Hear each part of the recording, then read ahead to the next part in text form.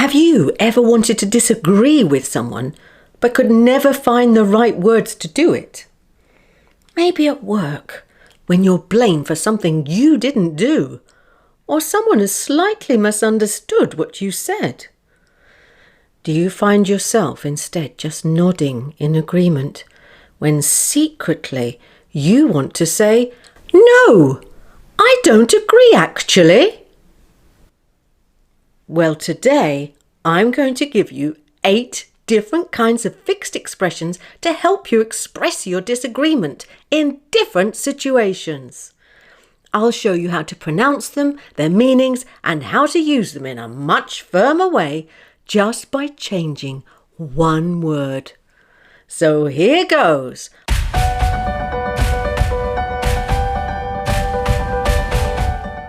Number 1.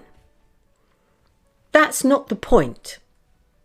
You can use this one when someone is introducing arguments that are not relevant to what you're discussing. Politicians usually do this to avoid answering a direct question. So now you have the perfect reply like this.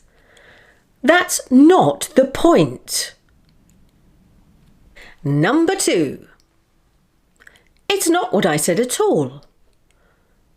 You can say this when someone is changing what you actually said. People often do this to suit their own argument. So now you can just say it like this. It's not what I said at all. Always say this phrase with a straight face and wait for their reaction. Number 3. It's hardly my fault. This is easy. It's the same as saying, "Don't blame me," but it's less aggressive. I find it's always better not to lose your temper in disagreements. Try it like this, with a slight smile. It's hardly my fault. Number 4. It's nothing to do with me. Say this when you refuse to accept responsibility for something. Perhaps a paternity suit? You could say it like this, using your hands. It's nothing to do with me. Number 5. It's a ridiculous suggestion. Well, this is what we call a knee-jerk reaction to something, which means you are so annoyed you can't think of a reasonable response. So you just reject and dismiss what they're saying. When you say this, try looking up to the ceiling on the word ridiculous, like this. It's a ridiculous suggestion. Number 6. It's not quite what I meant. This is one of my favourites. The emphasis is on quite here, meaning that you've been slightly misunderstood. Always say this with a smile like this. It's not quite what I meant. Again, politicians like this one because it can be a little condescending. Number 7. It's not my problem. Here, you're telling the speaker not to argue with you about something you are not responsible for. It's not my problem.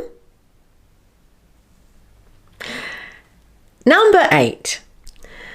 It's taking things too far. Here, you're saying that in your opinion, the other person is overreacting or exaggerating. Try and use a hand gesture with this one to say that you are dismissing their suggestion like this. It's taking things too far.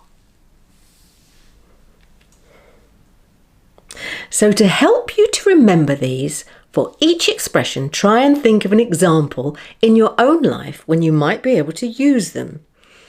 Perhaps at home, with partners, or with friends. But if you want to sound much firmer, this is what you do. Apart from number 1, just replace the word it's with that's. And voila!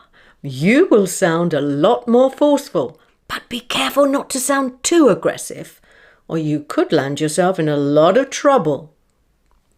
So please do practice them first. Perhaps on a soft toy, like a teddy bear. He shouldn't get too upset. Well, I hope you've enjoyed the lesson today. I know I have. Until next time, love and peace.